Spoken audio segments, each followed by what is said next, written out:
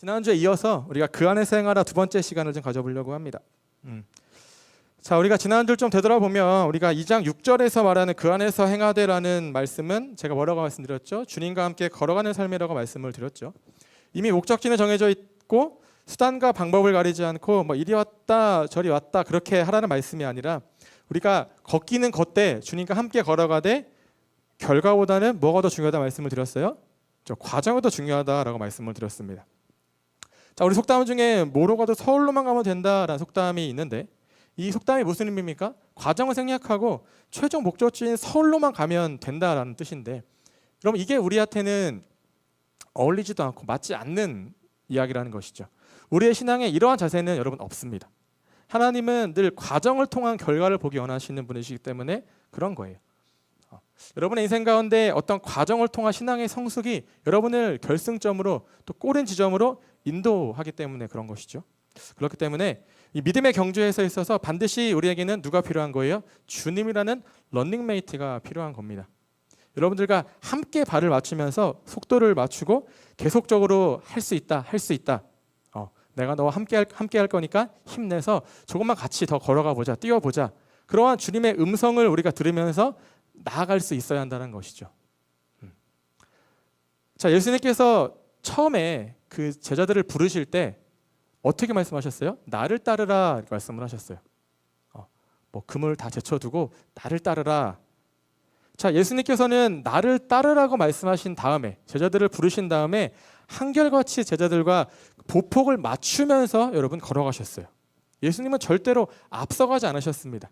처음에 제자들을 부르신 그 순간부터 예수님은 그 마지막 순간에 하셨던 약속의 말씀이 있죠. 볼지어다 내가 세상 끝날까지 너희와 항상 함께 있으리라라는 그 말씀, 그 약속을 처음 만난 그 순간부터 지켜주시는 거예요. 바로 그러한 주님께서 오늘 우리들과 여러분들과 그 삶 가운데에서 함께 걷고 싶어 하신다라는 것이죠. 우리가 누군가와 함께 걷겠다는 건 여러분 어떤 의미가 있을까요? 서로의 이야기에 귀를 기울이겠다라는 의미를 가지고 있는 겁니다. 여러분들이 다른 사람과 먼 길을 동행하는데 그 길을 걸어가던 차를 타고 가던 상관없어요. 먼 길을 동행하는데 가는 내내 상대방이 자기 얘기만 해요. 난 이야기할 틈을 안 줘요. 계속 자기 얘기만 하고 자기 고민만 털어놓고 자기 힘든 것만 이야기하고 그러면 듣는 내가 너무 힘들잖아요. 여러분 그러면 이거는 동행일까요? 동행이 아닐까요? 이러한 경우는 차마 이게 동행이라고 이야기하기 너무나 힘들 것 같아요.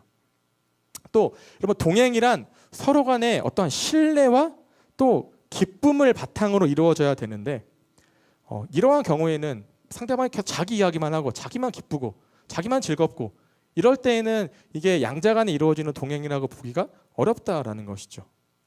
여러분 그렇습니다. 우리가 하나님과 함께 걸으면서 그분과 동행한다라는 건 하나님도 나에게 말씀하시면 나도 그 말씀을 듣겠습니다 라는 자세가 있어야 되는 것이고 나 역시도 하나님 앞에 진솔되게 있는 그대로의 내 모든 생각과 고민과 마음을 표현할 수 있는 것을 이야기하는 거예요. 그럴 때 우리가 하나님과 동행한다라고 말씀하고 있는 겁니다. 하나님은 무조건 우리가 하나님의 이야기만 듣고 로봇처럼 그냥 앞으로만 나아가기를 원하지 않으신다라는 거예요.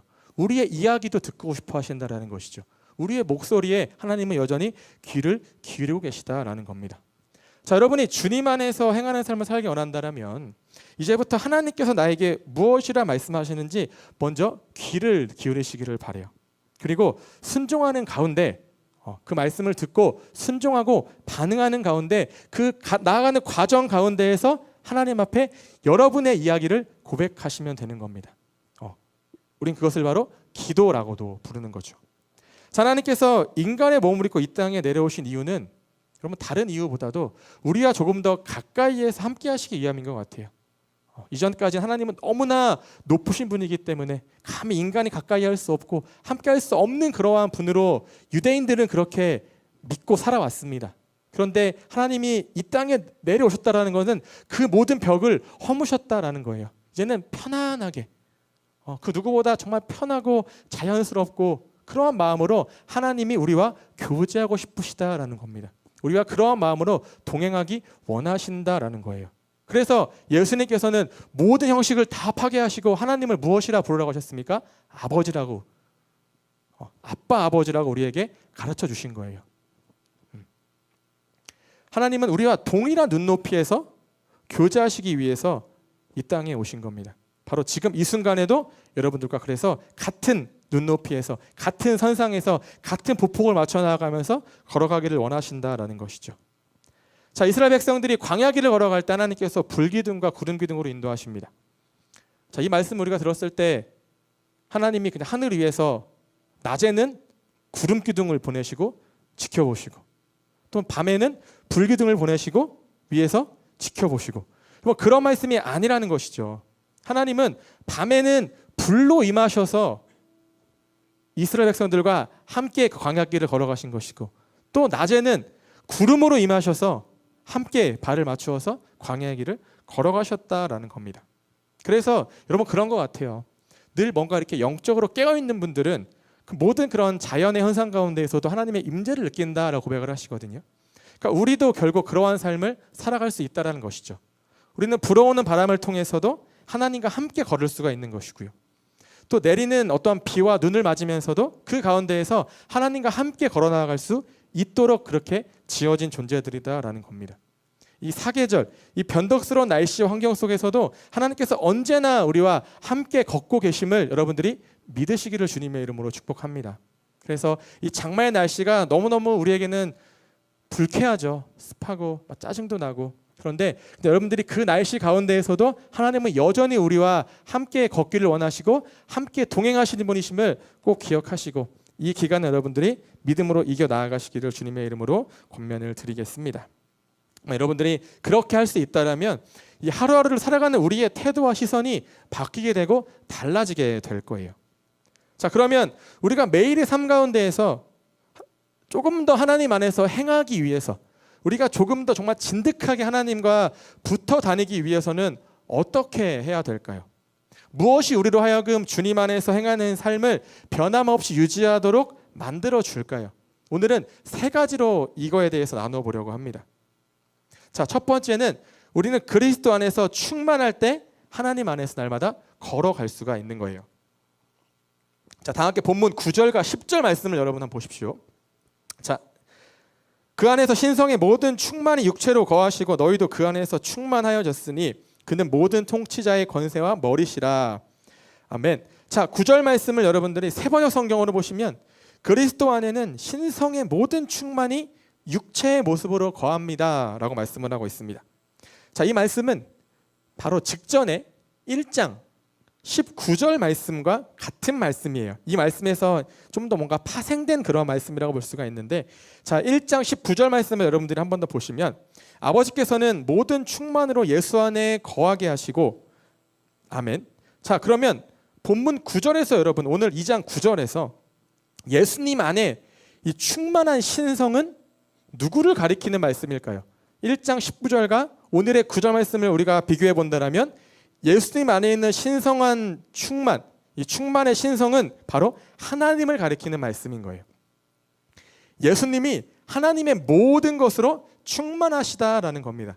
예수님의 삶 가운데 하나님의 모든 것이 예수님 안에 담겨져 있다라는 거예요.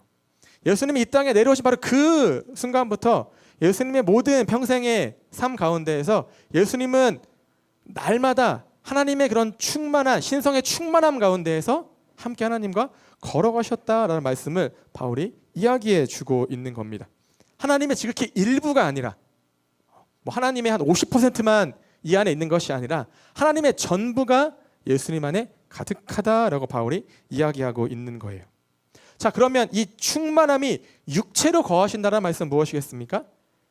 예수님의 무엇이에요? 성육신 사건을 우리가 기억할 수가 있는 거예요. 자, 이 신성하신 하나님, 거룩하시고 이 신령하신 바로 그분께서 육체의 형태로 우리에게 오셨다라는 말씀을 하고 있는 겁니다. 자, 구약 시대에는 하나님께서 여러분 무엇을 통해 인간에게 역사하셨습니까? 임재하셨습니까? 지성소, 성전, 성막, 어떠한 물리적인 구조물이 반드시 필요했다라는 거예요. 하나님을 만나기 위해서는, 하나님의 임재를 경험하기 위해서는 반드시 어떠한 물리적인 구조물, 어떤 건물 형태의 무언가가 반드시 필요했습니다. 하지만 본문의 말씀은 이제 그 신성하신 하나님께서 예수님 안에 육체로 거하신다라고 말씀을 하고 있는 거예요. 이 거한다라는 건 무엇입니까? 같이 살아간다라는 겁니다. 하나님께서 예수님과 함께 살아가신다라는 거예요. 그리고 이게 우리에게 왜 의미가 있냐면 이어지는 여러분 10절 말씀을 보세요.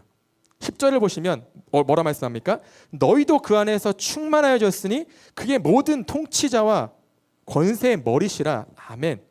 이제 예수님 안에 충만했던 하나님의 그런 신성한 하나님의 충만함이 누구에게도 흘러간다라는 거예요? 우리에게도 있다라는 겁니다. 예수님을 믿는 우리들도 예수 안에서 충만해졌다라는 거예요. 우리 안에도 하나님으로부터 가득한 하나님의 어떤 충만함이 있다라는 겁니다. 자, 이 충만을 뜻하는 헬라어가 여러분 플레로마예요. 플레로마. 근데 이거는 가득 채운 상태를 말합니다. 가득 채운 상태이거나 완전하고 완성된 상태를 뜻하는 단어가 이 플레로마예요. 자, 예수님을 믿고 우리의 상태가 충만하게 되었다는 건 무엇입니까? 우리의 삶이 하나님의 것으로 가득히 채워졌다라는 거예요. 넘쳐 흐른다라는 겁니다. 이전까지는 우리가 죄로 인해서 흠도 많고 어디를 둘러봐도 늘 죄 이러한 상태였다면 이제는 예수님으로 인하여서 새로운 피조물로 플레로마 완성되었다라는 의미를 가지고 있는 거예요. 그게 우리가 예수 안에서 충만해졌다는 의미가 되어지는 것이죠. 여러분이 신성으로 충만한 삶이란 어떠한 상태인 거예요? 그러면 날마다 여러분 안에 정말 내가 하나님의 은혜로 가득하구나, 내 안에 성령으로 충만하구나, 하나님의 말씀으로 가득하구나, 하나님의 은혜로 가득하구나, 하나님의 함께 하심으로 가득히 채워져 있구나. 이러한 상태가 우리가 하나님으로 또 그 신성으로 충만한 삶의 모습이다라는 것이죠. 그래서 우리가 하나님으로 충만하면 여러분의 모습 가운데에서 자연스럽게 하나님의 형상이 보여지게 되는 겁니다. 나를 통해서 하나님의 그런 선하심이 드러나고 하나님의 지혜와 총명이 드러나고 하나님의 탁월함이 드러나고 무엇보다 나를 통해서 어떤 그런 생명의 은혜가 계속적으로 흘러가게 되어진다는 거예요. 왜냐? 충만하니까, 넘쳐 흐르니까. 넘쳐 흐르기 때문에 우리가 마음껏 이런 것들을 흘려보낼 수 있는 삶을 살아갈 수 있게 된다라는 것이죠. 여러분이 하나님으로 충만하다는 건 이제 더 이상 내 안에 내 것은 없다라는 거예요. 여러분의 삶 가운데, 여러분의 마음 가운데 내 것은 없어요. 그럼 무엇으로만 가득한 겁니까? 하나님으로만 가득 찬 상태를 말하는 겁니다. 우리가 하나님으로 가득히 채워져 있는데 여러분 어디 우리의 것을 그 안에 채울 수 있는 틈이 어디 있겠습니까? 우리는 늘 우리의 것으로 채우려 하지만 우리가 날마다 추구하고 우리가 나아가야 할 어떠한 충만이라는 것은 나의 것이 아니라 하나님의 것으로 가득히 채워지는 삶이다라는 것이죠. 그렇기 때문에 여러분 충만한 삶은 여러분이 언제나 예수님과 함께 걸어갈 수 있는 힘의 근원인과 동시에 걸어가야 할 이유가 되어지는 겁니다. 바울은 이미 우리가 예수님으로 인해 충만해졌다라고 오늘 말씀을 통해서 선포했어요. 여러분, 우리가 살아가면서 필요한 모든 것은 이미 우리 안에 가득하다라는 겁니다. 다른 곳에서 내가 채워지기 위해서, 여러분이 막 다른 세상의 어떠한 곳에서 다른 소리들로, 다른 가르침들로 내 마음을 채우기 위해서, 내 삶을 충만하게 만들기 위해서 노력하거나 애쓸 필요가 전혀 없다라는 거예요. 아마도 거짓 교사들은 골로새 교회 안에서 충만이 아니라 여전히 너희들의 삶은 공허하다라고 이야기했을 겁니다. 그러면서 어떤 철학과 거짓 속임수와 이러한 것들로 너희들의 그 부족한 어떠한 그런 공허함을 채울 수 있다라고 이야기를 했던 것 같아요. 그래서 바울이 그렇지 않다라고 이야기하면서 이 모든 것들은 무엇이라 이야기했어요? 세상의 초등학문이다라고 이야기를 한 겁니다. 여러분, 우리들도 살아가다 보면 공허할 때가 있어요. 뭔가 마음이 허할 때가 있다라는 것이죠. 그런데 여러분이 그럴 때마다 잊지 말아야 할 것은 이 마음이 어디로부터 왔냐라는 거예요. 우리의 공허함은 사단으로부터 여러분 온 것입니다. 왜냐, 우리는 하나님이 계시기 때문에, 이미 하나님께서 예수 그리스도 안에 있는 우리에게 어떤 충만함으로 가득히 채워주셨기 때문에 우리는 공허할 수가 없는 거예요. 우리의 마음이 비워질 수가 없다는 겁니다. 여러분은 오늘 말씀에서 우리 안에 있는 신성한 충만을 반드시 기억하시기를 바랍니다. 그래서 모든 통치자와 권세의 머리가 되시는 예수님께서 그분의 충만함으로 이 어떤 사단의 이러한 공격으로부터, 유혹으로부터 여러분의 삶을 지켜주실 줄로 믿습니다. 우리 그 말씀을 붙잡고 승리하는 거예요. 이 와중에 벌써 끝났지, 대회변에? 몇 분이에요 지금? 15분? 45분? 역시 유 목사님이 금방 끝내셨네요. 너무 당황스러운데? 그럼 내가 너무 급해지는데? 자, 두 번째로, 자, 그럼 우리는 예수님과의 교제를 통해서 함께 날마다 걸어갈 수가 있어요. 자, 본문 11절과 12절 말씀을 함께 보겠습니다. 그 안에서 너희가 손으로 하지 아니한 할례를 받았으니 곧 육의 몸을 벗는 것이요 그리스도의 할례라. 11절 말씀 읽었습니다. 자, 여러분, 그리스도의 할례란 무엇입니까? 우리가 이 죄로 가득 찬 우리의 육신의 옷을 벗어버리는 거예요. 여러분, 할례는 표피를 이제 베어버리는 이제 그런 의식이잖아요, 행위잖아요. 그런데 진짜 할례를 말하는 것이 아니라 그리스도의 할례는 우리가 예수님 안에서 우리 안에, 우리의 이 육신 안에 덮여 있는 우리 어떤 죄성을 다 벗어버리는 것을, 다 벗겨버리는 것을 그리스도의 할례라고 이야기를 하는 겁니다. 자, 여기서 이 바울이 말하는 이 육신은 죄예요. 이 바울 서신에서 바울이 육신이라고 이야기하는 것은 진짜 우리의 몸을 말하는 것이 아니라 우리의 죄, 우리의 죄성을 말하는 것인데, 그러니까 그리스도의 할례, 예수님 안에서 우리가 우리의 모든 죄된 것들을 다 벗어버린다는 것은 무엇을 말하는 겁니까? 죄로부터의 정결함을 이야기하는 거예요. 우리는 오직 예수님 안에서만 무엇을 얻게 됩니까? 정결함을 얻을 수 있다라는 말씀인 거죠. 여러분, 그런데 우리가 날마다 예수님과 교제하기를 원해요. 가까워지기를 원해요. 그런데 그게 어려워요. 왜? 내가 부족해서? 내가 게을러서? 물론 그럴 수 있겠지만 왜 그런지를 우리가 거슬러 올라가다 보면 결국 그 예수님과 우리 사이를 가로막는 죄가 있기 때문에 우리가 온전한 교제를 할 수가 없다라는 것이죠.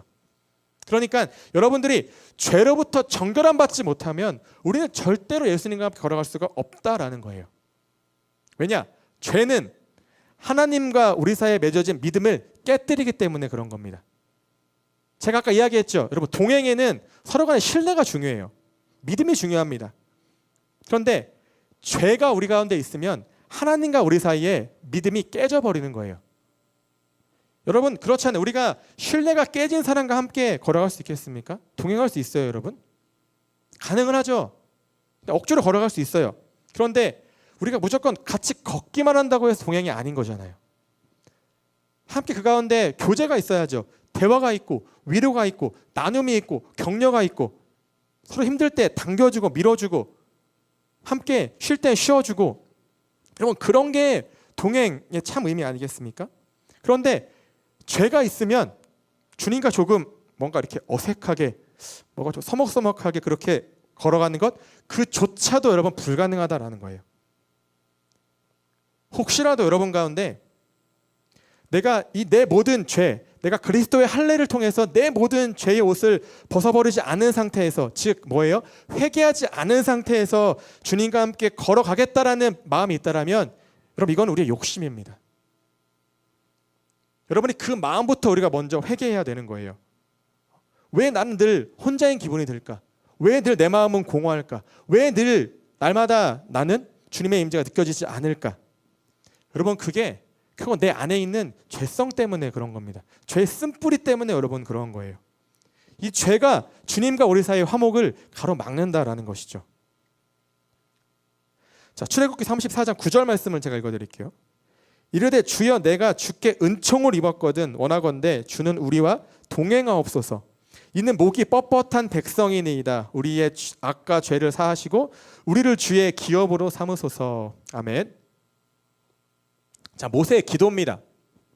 이게 언제냐면 모세가 첫 번째로 하나님께 십계명 말씀을 받으러 시내산에 올라갔을 때 모세가 오랫동안 내려오지 않으니까 이스라엘 백성들이 아론을 부추겨서 여러분 무엇을 만들어요? 금송아지를 만들죠. 이때 하나님께서 그 모습을 보시고서는 모세를 책망하시잖아요. 저거 봐라 지금. 그러니까 모세가 내려와서 그 모습을 보고 너무 화가 나서 돌판을 깨트려 버려요. 그 다음에 다시 하나님 앞에 회개하고 두 번째로 시내산에 올라가서 하나님께 그 말씀을 받기 그 직전에 그 순간에 모세가 이렇게 하나님께 기도하는 겁니다. 하나님, 우리가 목이 뻣뻣한 이스라엘 백성 사람들이지만 하나님, 그럼에도 우리와 동행해 주십시오. 우리의 모든 악과 죄를 용서해 주십시오. 그렇게 기도하고 있는 거란 말이에요. 그럼 모세도 알았어요. 우리와 하나님의 동행을 가로막는 건 죄악 때문이라는 거예요. 그리고 이 모든 것의 원흉이 무엇입니까? 우리의 뻣뻣함이라는 겁니다. 이게 뭐예요? 우리의 알량한 고집과 자존심이라는 겁니다. 우리는 뻣뻣한 인간이라는 거죠. 왜? 하나님 앞에서도 우리는 늘 고집을 피우고 우리의 자존심을 내세웁니다. 우리가 왜 온전히 회개하지 못하는 줄 아십니까? 내 안에 자존심이 있어요. 뭔가 하나님 앞에 우리의 모든 이런 죄들을 고백하기가 내키지 않는 거예요. 그러니까 온전한 회개가 이루어지지 않는 것이고, 근데 우리가 회개하지 않는다는 건 무슨 의미냐면, 하나님, 난 더 이상 하나님과 함께하지 않겠습니다. 하나님의 은혜가 필요하지 않습니다. 그러한 뜻을 가지고 있는 거거든요. 지난주에 다윤이랑 놀고 있었는데 다윤이가 제 그 허벅지를 깨물었어요. 제가 막, 야, 과자 그만 먹어 이랬는데 다윤이가 막 그게 너무 싫었나 봐요. 그러니까 본인이 참다가 한 5번쯤 먹지 말라고 이야기를 한 것 같은데 다윤이가 너무 막 제가 막 얄미웠나 봐요. 그래서 허벅지를 깨물었어요. 그래서 아! 라고 했는데 그때부터 이제 다윤이가 피해자 코스프레를 하면서 엄청 울었단 말이죠. 그래서 엄청 혼났어요, 목사님한테. 근데 여러분, 아기들은 그런 게 있는 것 같아요. 이제 본인이 어째 잘못을 한 거잖아요. 근데도 계속 이제 목사님한테 사과라고 이야기해도 눈을 부릅뜨고 사과를 안 해요. 이렇게 막 그러면서 시간 좀 지나니까 제 눈도 안 마주치고 자꾸 막 다른 막 계속 딴짓을 하다가 이제 마지막에는 화해하고 눈물에 작별을 했는데 여러분, 우리의 마음이 그럴 때가 되게 많은 것 같아요. 우리가 잘못한 건 맞아요. 근데 우리가 회개하지 않는 것이죠. 그럼 하나님의 눈도 피하고. 그러니까 뭔가 아담과 하와가 왜 하나님의 낯을 피해서 동산 뒤에 숨었는지 알 것 같아요. 그 마음은 아는데 차마 우리의 입술에서 회개가 나오지 않을 때가 참 많다라는 것이죠. 근데 여러분, 우리가 회개하지 않음으로 인하여서 하나님과 동행하지 않는다라면 그 이후의 삶이 여러분 더 힘들지 않겠습니까? 그래서 예수님께서 참 멋진 말씀을 주셨어요. 너희들 만일 회개하지 아니하면 어떻게 된대요? 이와 같이 망하리라 라고 말씀하셨단 말이죠. 결국 주님과 동행하기를 거부하는 삶은, 여러분들이 주님과 교제를 거부하는 삶은 조금 그렇지만 망하는 삶의 지름길이라는 거예요. 그래서 여러분들이 먼저 매일매일 삶 가운데에서 예수님 안에서 할례를 받으십시오. 내 안에 모든 더러움들, 내 밖의 모든 더러움들을 깨끗하게 벗어버리라는 겁니다. 씻어내라는 거예요. 예수님의 보혈로 씻김 받으라는 겁니다. 그래서 날마다 정결한 우리의 몸과 마음으로 예수님과 교제하면서 동행하는 은혜를 누리시기를 주님의 이름으로 축복합니다. 자, 우리는 그 다음 세례를 통해서 주님과 함께 장사된다라고 바울 이야기해요. 여러분, 세례를 받으면 이전에 나는 죽고 예수로 사는 삶으로 거듭나게 된다라는 의미를 가지고 있어요. 자, 우리는 이미 죄 때문에 사형 선고를 받은 사람들입니다. 우리는 다 사형, 다 죽음의 길을 걸어갈 수밖에 없는 처지에 놓여 있었단 말이에요. 죄는 끊임없이 우리의 마음 가운데 찾아와서 내 인생의 끝은 죽음뿐이다라고 이야기를 했단 말이죠. 정죄했단 말이에요. 하지만 우리가 예수님과 연합함으로, 예수님의 죽음과 부활에 참여함으로 더 이상 어떤 죄의 사슬이 여러분의 삶을 얽매이지 못하게 되었다라는 겁니다. 여러분, 성경은 누누이 이야기합니다. 죄의 결말은, 죄의 싹은 사망이라고 이야기를 해요. 하지만 예수님과 연합된 우리에게 죄의 싹으로서의 죽음은 없다라는 것이죠. 제가 어제도 이제 교회에 권사님 한 분이 돌아가셔서 이제 장례 예배를 드리고 왔는데, 여러분, 그 따님들이 너무너무 뭔가 진짜 너무 마음이 아플 정도로 우시는 거예요. 너무 갑작스럽게 돌아가시는 바람에. 여러분 그 죽음이라는 게 왜 슬플까요? 생각해 본다면 다시는 내가 사랑하는 사람들과 그 어떠한 만남, 그 어떠한 교제도 나눌 수 없기 때문에 특별히 더 가슴이 아프고 슬픈 것 같아요. 여러분 그런데 우리가 세례를 통해서 예수님과 참된 연합을 이루면 우리는 그때 이후로 예수님과는 어떻게 된다는 거예요? 분리될 수가 없는 관계로 맺어지게 된다는 것이죠. 그 어떤 것으로부터 하나님의 사랑으로부터 우리를 끊을 수 없다라고 성경은 이야기하잖아요. 천사일지라도. 그러므로 여러분들이 날마다 주님과 우리가 연합할 수 있게 됨을 감사하며 살아가시기를 바랍니다. 우리의 일상 속에서 그 무엇에도 얽매이지 않고 언제라도 우리가 주님과 편안하게 교제할 수 있음에 여러분들이 감사하며 사시기를 바랍니다. 그럼 이게 십자가의 은혜에 감사하며 살아가는 거예요. 십자가가 없었다면 우리는 절대 하나님과 편안하게 교제할 수 없었을 겁니다. 만나지도 못했을 거예요. 1년에 딱 한 번. 날마다 짐승을 바쳐야 되고 양을 잡아야 되고 소를 잡아야 되고. 자, 그리고 마지막으로 우리는 예수님 안에서 참된 자유를 누릴 때 함께 그분과 걸어갈 수가 있습니다. 자, 14절과 15절의 말씀을 우리가 함께 보겠습니다. 우리를 거스르고 불리하게 하는 법조문으로 쓴 증거를 지우시고 제하여 버리사 십자가에 못 박으시고 통치자들과 권세들을 무력화하여 드러내어 구경거리로 삼으시고 십자가로 그들을 이기셨느니라. 아멘. 자, 예수님의 십자가가 우리를 승리케 하고 우리를 자유케 하는 줄로 믿습니다. 아멘. 자, 요한일서 5장 4절, 제가 정말 너무나 좋아하는 말씀인데 무릇 하나님께로부터 난 자마다 세상을 이기느니라. 세상을 이기는 승리는 이것이니 우리의 믿음이니라. 자, 여러분 세상을 이기는 승리는 우리의 믿음입니다. 믿음이 결국 뭐예요? 모든 것을 다 이긴다라고 우리에게 말씀하고 있어요.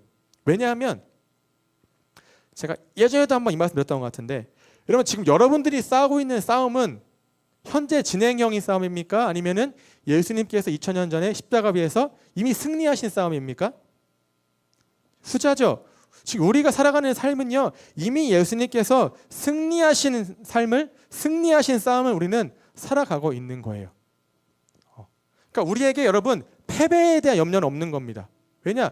이미 예수님께서 2000년 전에 십자가 위에서 모든 죄와 사망과 그 악한 것으로부터 승리하셨거든요. 오늘 말씀처럼 예수님께서 모든 죄와 사망과 통치자들과 권세들을 무력화시키셨단 말이에요. 무장해제 시킨 겁니다. 싸울 의지를 꺾어버리신 거예요. 우리가 믿음을 앞세워서 그 여러분 안에 있는 믿음의 담대함을 가지고 세상을 향해 나아가면 여러분 사단은 어떻다는 거예요? 이미 전의를 상실해 있다라는 거예요. 여러분 우리가 죄에 얽매인 삶은 평생을 여러분들이 죽어라 애써도 갚을 수 없는 채무에 사로잡힌 삶이라고 보시면 좋을 것 같아요. 여러분이 밤낮을 쉬지 않고 일해도 갚을 수 없는 빚이 있다고 생각해 보세요. 끔찍하죠? 아무리 내가 노력해도 바뀌지 않은 현실로 인해서 아마 여러분들은 내일이 오는 것도 너무너무 두려울 거예요. 여러분 죄가 그렇다는 거죠. 하지만 하나님께서 우리를 사로잡고 있는 이 죄의 채무 증서를 어디에서요? 십자가 위에서 없애버리셨다라고 말씀을 해요. 십자가에 못 박으셨다라고 성경은 말씀하고 있습니다. 그래서 우리가 어떻다는 거예요? 자유롭다라는 거예요. 그럼 우리 안에 자유가 없으면 늘 불안해요. 걱정과 염려에 사로잡혀 있으면 여러분들이 아무리 즐거운 일을 해도 기쁘지가 않은 거예요. 당장 여러분들이 내일까지 갚아야 될 빚이 10억이 있다라고 한다면 여러분들이 지금 이 시간에 그 불안과 염려와 근심 걱정 때문에 여기서 편안히 예배 드릴 수 있을까요? 그렇게 못할 겁니다. 그런데 결국 예수님께서는 우리가 그러한 모습으로 살아가길 원치 않으셨다라는 거예요. 늘 막 죄에 사로잡혀서 늘 막 근심 속에서 걱정 속에서 막 불안 속에서 염려 속에서 그 막 빚진 사람처럼 쫓기면서 그렇게 살길 원치 않으셨다라는 것이죠. 예수님은 언제나 우리와 함께 걷기를 원하시는데 함께 걷는 우리의 마음이, 우리의 삶이 늘 기쁨과 감사함으로 충만하기를 원하시는 거예요. 그래서 우리에게 있어서 가장 무거운 짐이 뭐예요? 죄잖아요, 죄. 그래서 죄의 멍에를 십자가 가운데에서 제거해 주신 겁니다. 우리의 이 죄의 멍에를 대신 지고 가신 거예요. 그러니까 얘들아, 염려하지 말고 근심하지 말고 이제 좀 뭔가 가벼운 몸과 마음으로 나와 함께 걸어가자. 그게 예수님께서 우리에게 말씀하시는 음성이다라는 것이죠. 자, 우리 주님이 말씀하십니다. 수고하고 무거운 짐진 자들아 다 내게로 오라. 내가 너를 쉬게 하리라. 또 바울은 갈라디아서 5장 1절에서 그리스도께서 우리를 자유롭게 하려고 자유를 주셨으니 그러므로 굳건하게 서서 다시는 종의 멍에를 매지 말라. 아멘. 예수님께서 우리를 자유롭게 하시기 위해서 십자가에 달려 죽으신 줄로 믿습니다. 이 말은 이제 부담 갖지 말고 마음 편히 예수님과 우리가 교제할 수 있다라는 거예요. 자유로운 마음으로 예수님과 교제할 수 있다라는 겁니다. 우리가 원하면 언제든 주님께서는 우리와 함께 걸어갈 준비가 되어 있으시다라는 거예요. 그래서 여러분들에게는 무엇이 있습니까? 예배의 자유가 있고요. 찬양의 자유가 있고 기도의 자유가 있고 그 모든 어떠한 우리 삶의 자유, 어떤 자유로서의 어떤 충만함이 우리 모두에게 동일하게 있음을 여러분들이 믿으시기를 주님의 이름으로 축복합니다. 자, 말씀을 마치겠습니다. 여러분, 언제나 예수님 안에서 충만하시기를 바랍니다. 하나님께서 모든 신성한 충만을 우리 안에 가득하게 하셨어요. 또 정결한 삶을 통해서 날마다 주님과 교제하게 힘쓰십시오. 또 예수님께서 주신 자유함으로 여러분들이 무언가에 얽매인 상태로 예배드리는 것이 아니라 자유함을 가지고 허락하신 모든 은혜를 날마다 누리며 살아가시기를 주님의 이름으로 축복합니다. 그래서 여러분들이 오늘도 그렇고 앞으로 살아가는 가운데 그 안에서 행하라, 주님과 함께 걸어가라, 이 말씀을 기억하면서 한 걸음 한 걸음 내 인생의 믿음의 동반자이신 우리 주님과 함께 그렇게 걸어 나아가시기를 주님의 이름으로 축복합니다.